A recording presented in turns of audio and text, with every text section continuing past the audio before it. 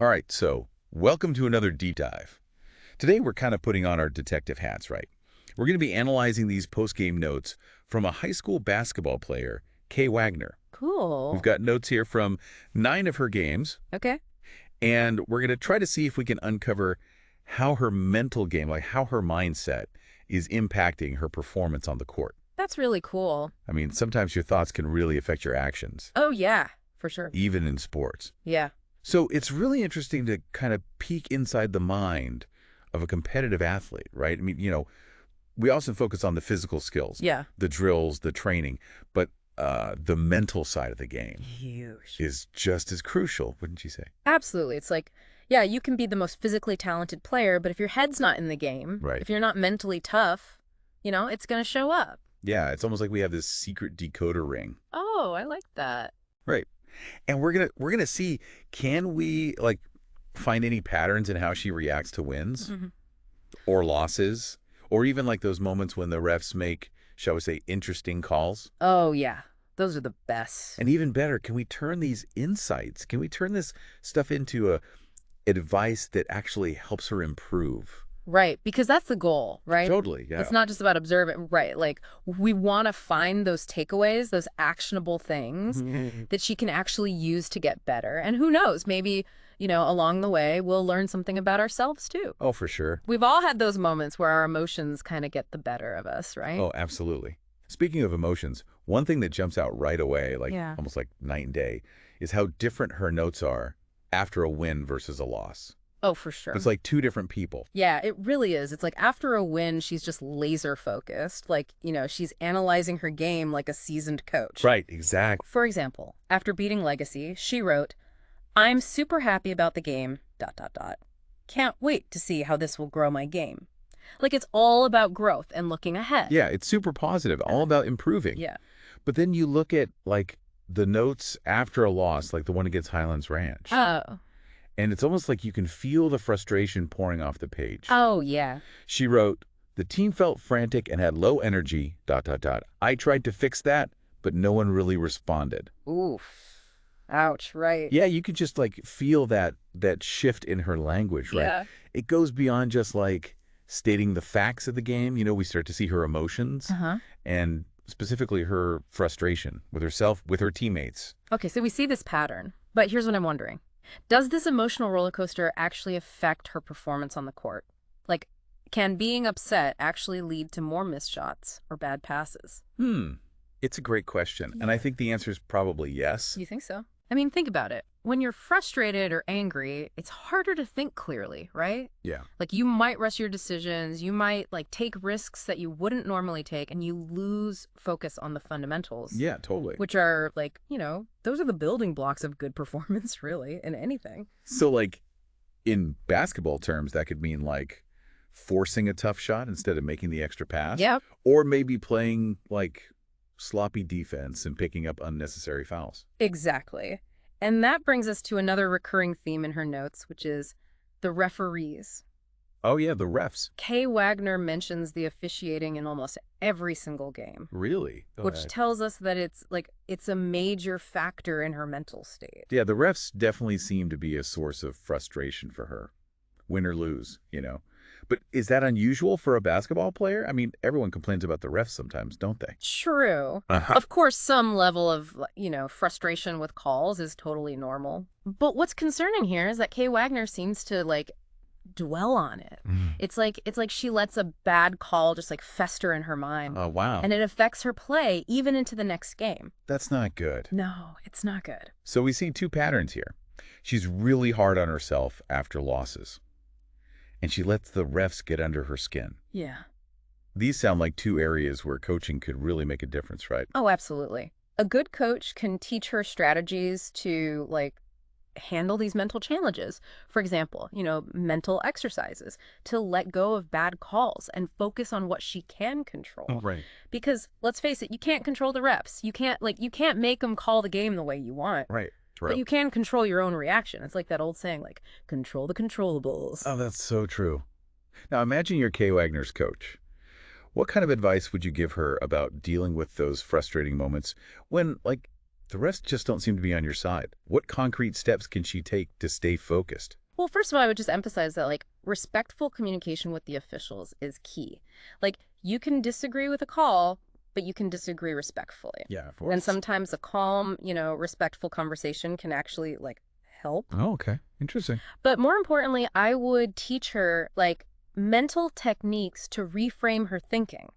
So instead of dwelling on, oh, that was a bad call, she could immediately switch her focus to, okay, what can I do to make a positive impact on the next play? Right. It's about shifting that mental energy from frustration to action. It's like turning that negative energy into fuel. Exactly. You love it. And that's something all of us can relate to, right? Whether athletes or not, we've all been in situations where we felt like we got a raw deal. The key is to find a way to, like, channel that frustration into something productive. Oh, yeah, absolutely. Now, before we move on, I want to touch on something that really impressed me about Kay Wagner. Like, despite all of these emotional reactions, she's incredibly self-aware.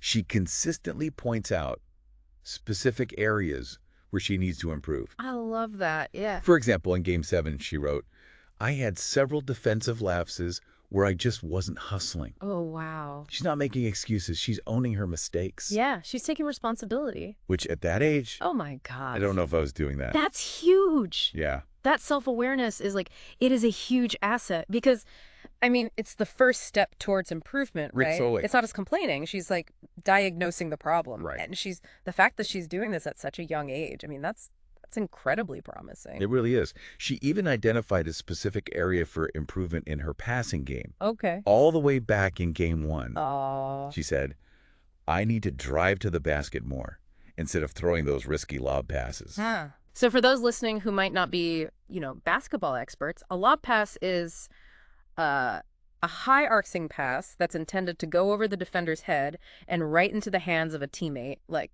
near the basket. It can be a really spectacular play, but it's also really risky, especially in a crowded area. Yeah, it's risky. So she's recognizing that, like, her tendency to try those, like, flashy passes Right. might not always be the best choice.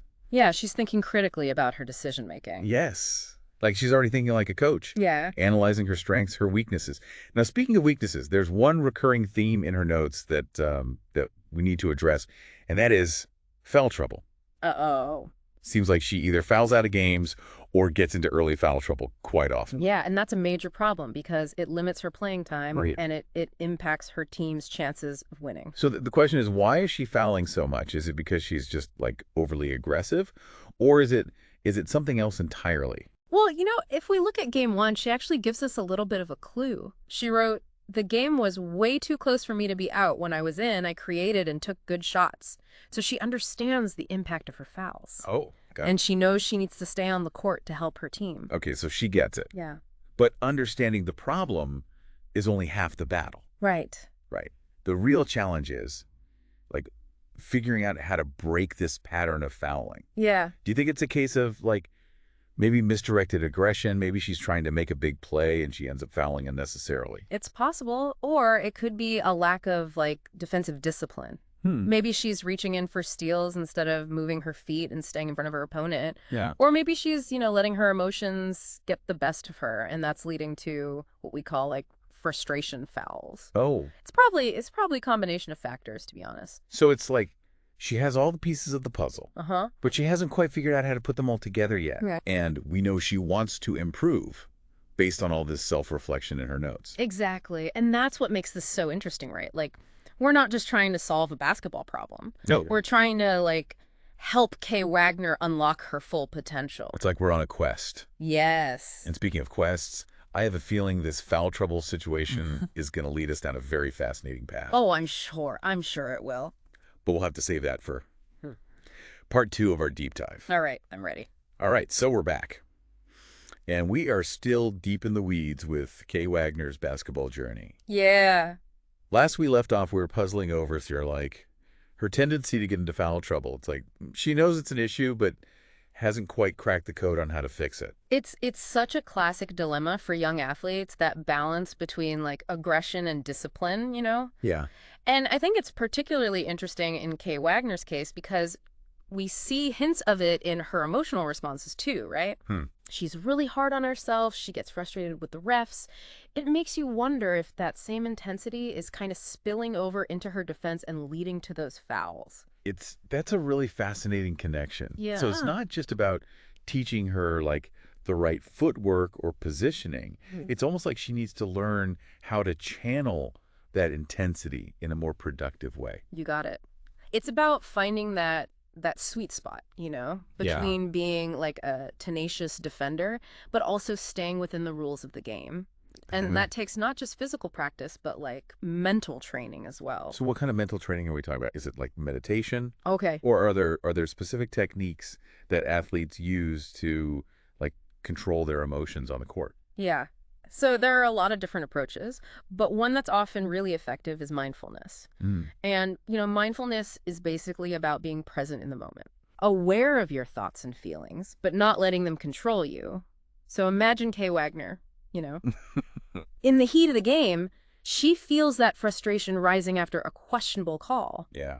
With mindfulness training, she could actually learn to acknowledge that feeling, let it pass, and refocus on the task at hand. So it's like hitting the reset button in her mind so she doesn't carry that anger into the next play Yeah. and maybe end up committing a foul. Exactly. That makes a lot of sense. But mindfulness just seems so like calm and peaceful. Right. And basketball is such a like high energy, adrenaline pumping sport. Yeah, for sure. Can those two things really coexist? Oh, absolutely they can. Think about it like this. Mindfulness isn't about like suppressing your emotions. It's about managing them. It's about creating space between a stimulus like a bad call and your reaction. And that space allows you to make a conscious choice about how you respond. So instead of lashing out maybe with a foul, Right. Kay Wagner could use that mindfulness training to stay calm, collected, and make a smart defensive play. So it's not about becoming some like Zen master on the court. No.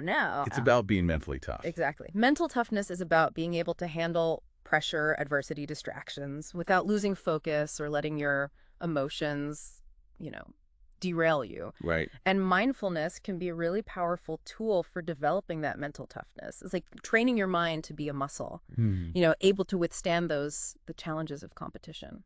That's a great analogy. Hmm. It makes me think about how Kay Wagner, criticizes herself in her notes. We talked about her self-awareness before. Yeah. But sometimes it seems like she's like her own toughest critic. Do you think that could be affecting her performance too? It's definitely something to consider. While self-awareness is like crucial for growth, Yeah. excessive self-criticism can be detrimental, What? It can lead to fear of failure, a lack of confidence, and ultimately a hesitation to take risks on the court. So instead of being like bold and aggressive, she might hold back, Right. worried about making a mistake.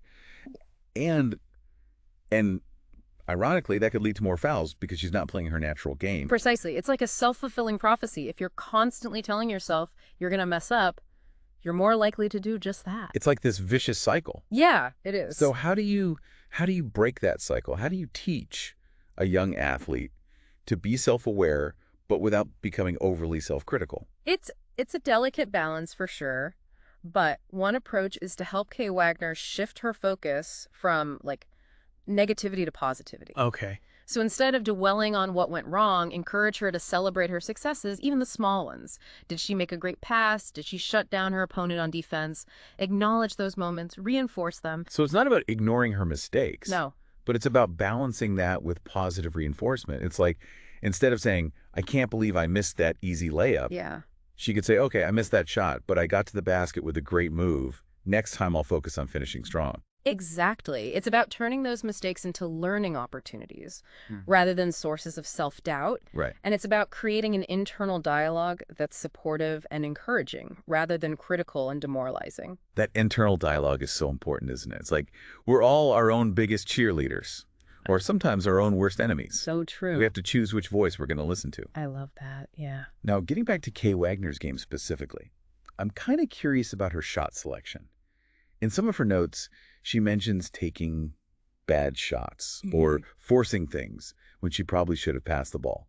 Is that something that can be improved with coaching, or is it more about like instinct and feel for the game? It's a little bit of both, honestly. Some players just naturally have like a knack for knowing when to shoot, when to pass, but even those instincts can be honed with practice and guidance. So how do you teach someone to make better decisions on the court?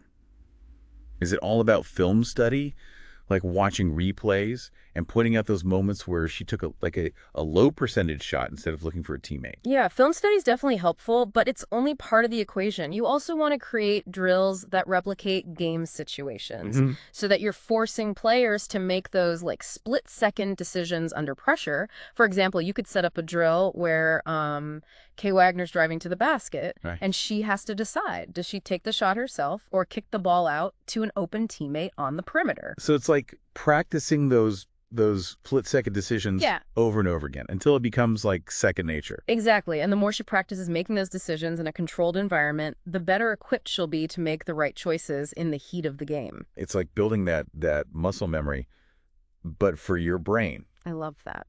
Now, another thing that stood out to me in her notes was this comment about needing to like focus through the whole shot. What does that even mean? Isn't focusing on your shot just, it's like part of basketball? Right. It sounds so simple, but it's actually a really common problem, even for experienced players. You know, it's so easy to get distracted by the defender, the crowd noise, even your own thoughts. And when your focus wavers, even for just a split second, it can throw off your entire shot. So it's like you start thinking about making the shot, and then suddenly you're not focused on the mechanics anymore. Right. Your elbow drifts out, your wrist bends, and the ball goes sailing off course. Totally. It's all about maintaining that like laser focus from the moment you catch the ball until the moment it leaves your fingertips. Okay, but how do you actually train someone to do that? Is it just a matter of concentration, or are there specific techniques? There are a few techniques that can help. One that's often used is visualization. So before taking a shot, Kay Wagner could close her eyes and visualize herself going through that entire shooting motion, focusing on each detail, her grip, her stance, her release point. It's like creating a mental movie of the perfect shot. I can see how that would help. It's like rehearsing the shot in your mind before you actually take it. You got it. And the more she practices visualizing that perfect shot, the more, ingrained it becomes in her muscle memory. It's fascinating how much of sports is mental, isn't it? It really is. It's not just about being strong and fast. It's about having that mental edge. Absolutely. And that mental edge is often what separates the good players from the great ones. Okay, so we've talked about mindfulness, visualization, even like the psychology of self-criticism. It's amazing how much we can learn about Kay Wagner just from her post-game notes. But there's one more theme I want to explore before we wrap up part 2. Oh. And that's her comments about communication with her teammates. Oh, yeah, that's an interesting one. In a few of the games, she mentions feeling disconnected from her teammates or unsure of what they're trying to do. And basketball is such a team sport. It is. You have to be on the same page, anticipating each other's moves, working together seamlessly. If there's a breakdown in communication, Oh, for sure. it can throw off the entire flow of the game. Yeah, and it's not just about calling out plays or defensive assignments, It's about building that trust and rapport with your teammates, that unspoken understanding of how each person plays. So how can Kay Wagner improve her communication on the court? Is it as simple as just talking more? Or are there other things she can do? So talking is definitely part of it, but it's not just about the quantity of communication, it's about the quality. Okay. One really simple but effective strategy is to make eye contact with her teammates before she passes the ball. Oh, okay. That shows them that she's aware of their positioning and that she's making a conscious decision to pass the ball to them. It's like that nonverbal cue that says, I see you, I'm with you, let's work together. You got it. And then, beyond just those nonverbal cues, she could make a conscious effort to, encourage and support her teammates, both on and off the court. Just a simple, good job, or, keep your head up, can go such a long way in boosting morale and strengthening those bonds. It's like that old saying, there's no I in team. That's right. And speaking of teams, I have a feeling we're going to have to team up again for part 3 of this deep dive because we're just scratching the surface of Kay Wagner's journey. You're right. There's so much more to uncover. Join us next time as we explore Kay Wagner's relentless drive to improve. Oh, we can't wait. And what it can teach all of us about achieving our own goals on and off the court. All right, so final buzzer. We're here for the last part of our deep dive into the mind of Kay Wagner. We've really analyzed her game, right? Uncovered some pretty intriguing patterns. I think even learned a few mental tricks along the way.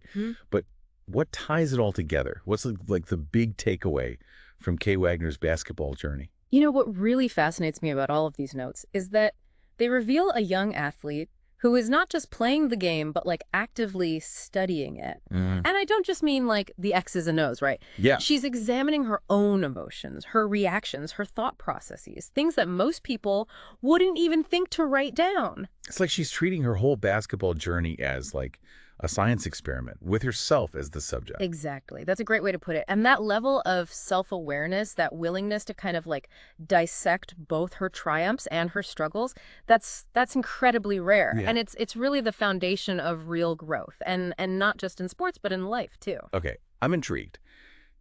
Break it down for me. How does this like basketball science experiment, how does that translate to like lessons that we can all apply in our own lives? Well, think about it this way. How many of us are truly honest with ourselves about our own weaknesses?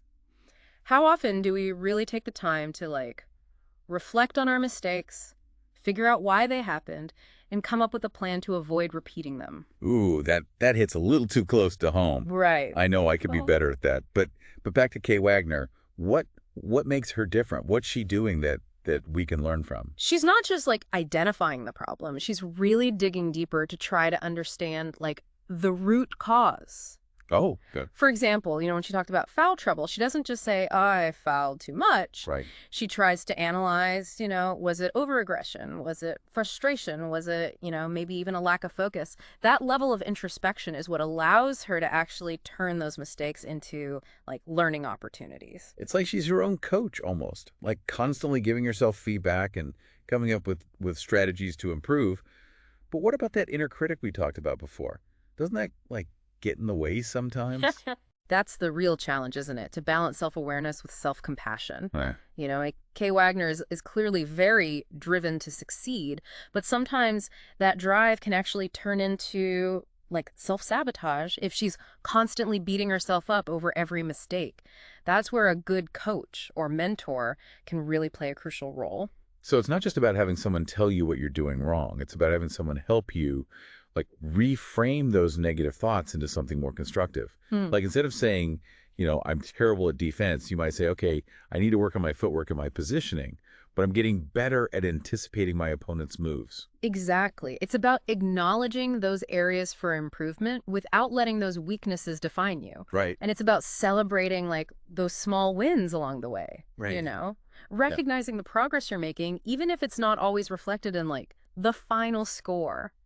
It's almost like Kay Wagner is giving us all a master class in personal growth disguised as a basketball season. I love that. And the beauty of it is that these lessons are really transferable to any field, any pursuit. Whether you're an athlete, a musician, an entrepreneur, or just someone who's striving to be a better version of themselves, Yeah. the principles are the same: self-awareness, reflection, and a commitment to continuous improvement. So what's the challenge that you would pose to our listeners, like inspired by Kay Wagner's journey? What if we all approached our goals with the same level of intentionality and self-reflection that Kay Wagner brings to the basketball court? What if we all kept like post-game notes on our own lives? Wow. Analyzing our wins and losses, identifying our strengths and weaknesses, and then, coming up with concrete strategies to improve. I love that idea. Imagine the insights we could gain, the patterns we could uncover, the positive changes we could make if we treated our own lives with that same level of like curiosity and commitment. It's pretty powerful stuff. Yeah.